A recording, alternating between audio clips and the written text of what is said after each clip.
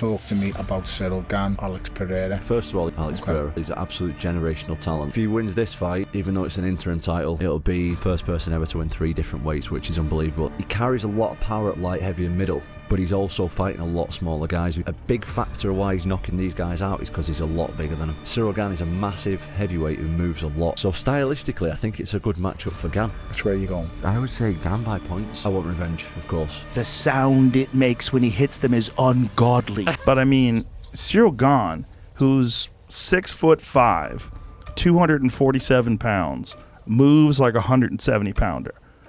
It's crazy. The closer we get to Alex Pereira versus Ciryl Gane at the UFC White House card, the more divided the MMA world seems to become. Because unlike most blockbuster fights where a clear favorite eventually emerges, this matchup continues creating debate everywhere you look. Pereira, Ciryl Gane, how do you see that match? Does size really matter in heavyweight? Yes, size matters, but I think Pereira has a decent size for heavyweight. This is a big guy. The fight they might be the same weight. So what would you say for a guy like Ciryl Gane going up against a hard hitter like Alex Pereira? This is a good matchup for him. Heavy hand, but stationary, doesn't move as much. Ciryl Gane's movement is different. It's problematic. It's very problematic for him trying to get on his nerve. Ciryl is very agile and Pereira is very stationary. And he doesn't officially have a wrestling that can respond. But again, he might be working on something that we haven't seen yet. But Cyryl's style is different and give him an edge on this case.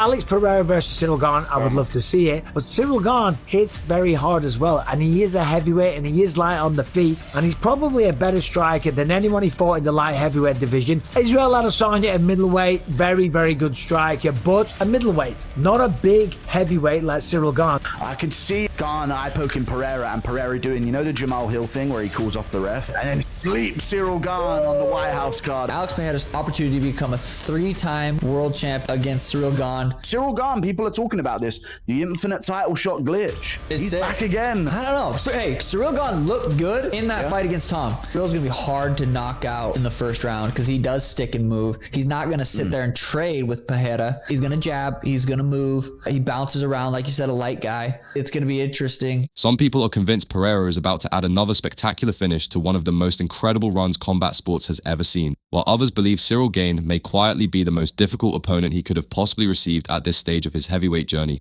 That's what makes the final predictions surrounding this fight so fascinating. The conversation isn't really about whether Alex Pereira is dangerous. Everybody already knows he is. The man has built an entire career around changing fights with a single opening, and there may not be another fighter in combat sports today whose opponents look so comfortable one moment before finding themselves in serious trouble the next. Pereira's power has become so legendary that many fans automatically assume he'll eventually find the shot he's looking for, regardless of who's standing across from him. The problem is that Ciryl Gane isn't the type of fighter who makes life easy for power punchers. While Pereira has spent years terrifying opponents with his ability to force exchanges and create moments of chaos, Gane has built his success around avoiding exactly those situations. His movement, footwork, distance management, and overall fight IQ allow him to create a style that many heavyweights struggle to deal with because they simply aren't used to chasing someone who moves the way he does. That's why so many analysts, fighters, and former champions seem genuinely torn when discussing this matchup. I spoke to Rico, the kickboxing champion, getting ready to take on, how do you say, is it Usyk? Alexander Usyk.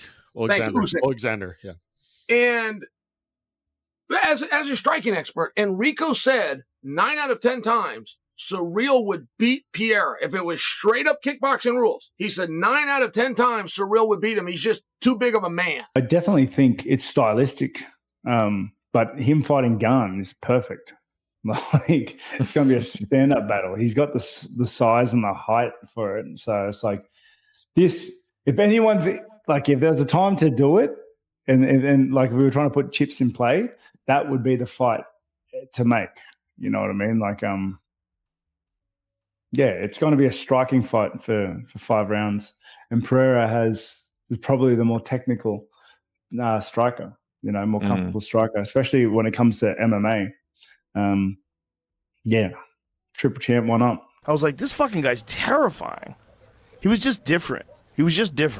Like, the power was different. The style was different. It's a weird style. Hands down, weird movement. Like, but super technical, man. Like, confusing. Like, you see him, you say, oh, this guy doesn't know what he's doing. He just hits hard. Negative. Incorrect. Completely unique style. Very technical and very well thought out. Here's the thing, you guys, about Alex. I could spar Alex, and I could go point for point, and I could hit him, I could kick him. But the difference is, the man touches you, and you just die. They can clearly see the path to victory for Pereira, but they can also clearly see the problems Gane presents.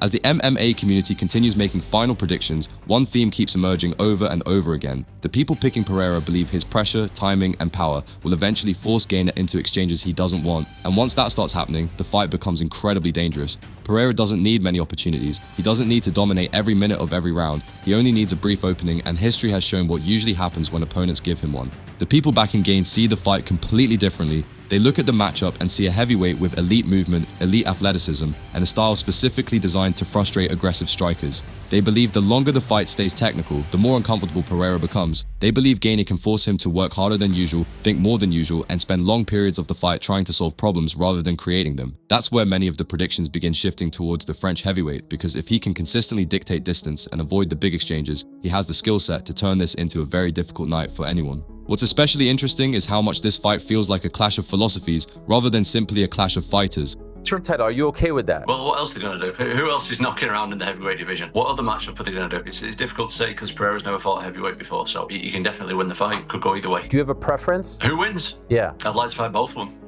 Both would be fantastic. Initially, I would have said, I don't want them to waste the Gane-Aspinall fight, but I feel like now it will only raise whatever fight you're coming back to. You better get that money ready. What do you make of Alex Pereira talking about becoming a 3 divisions, trying to take that belt from you?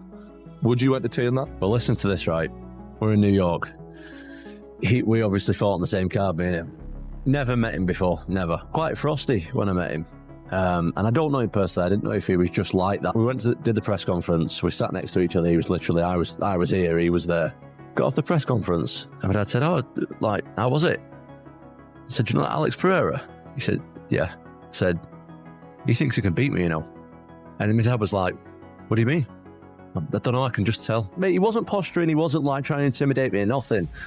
I just felt like he had in his mind, maybe I'm just making it up, I have no idea, but I've never done it with anyone before. And I'm not like that insecure guy being like, he's trying to fight me. I'm not like that at all. When I heard that he wants to move up to heavyweight, I wasn't surprised. I felt like he was like sizing me up a little bit. Pereira represents danger, pressure, power, and the constant threat of a finish. Gane represents movement, control, patience, and technical discipline. One fighter wants moments, the other wants rounds. One fighter wants chaos, the other wants control. And when styles contrast this dramatically, the outcome becomes incredibly difficult to predict because both approaches have proven successful against elite competition. That's why so many people around the sport are struggling to commit to one side. Even fighters who normally make bold predictions seem hesitant because they understand how small the margins could be. A single mistake from Gane could completely change the fight. A single lapse in discipline from Pereira could allow Gane to start building momentum and taking control of the contest. The deeper people analyze the matchup, the harder it becomes to confidently pick a winner. The UFC White House card only adds another layer to the story because the winner won't simply leave with a huge victory. The winner leaves with momentum, leverage, attention, and potentially some of the biggest opportunities available anywhere in the sport. That's particularly important when you consider the heavyweight division continues evolving, with major names, title implications, and future super fights all hanging in the balance. For Pereira, a victory would strengthen the growing belief that there may be no challenge too big for him. It would move him even closer to the type of legacy few fighters ever achieved and continue one of the most remarkable chapters we've seen in modern MMA.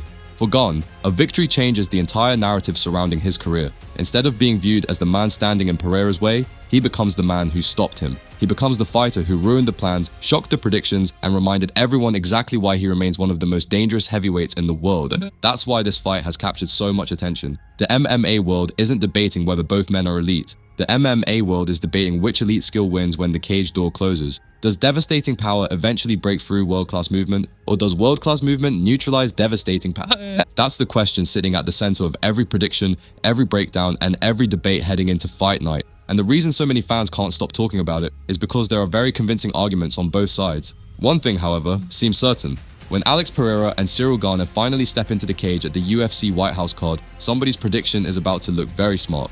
And somebody else's is about to age horribly.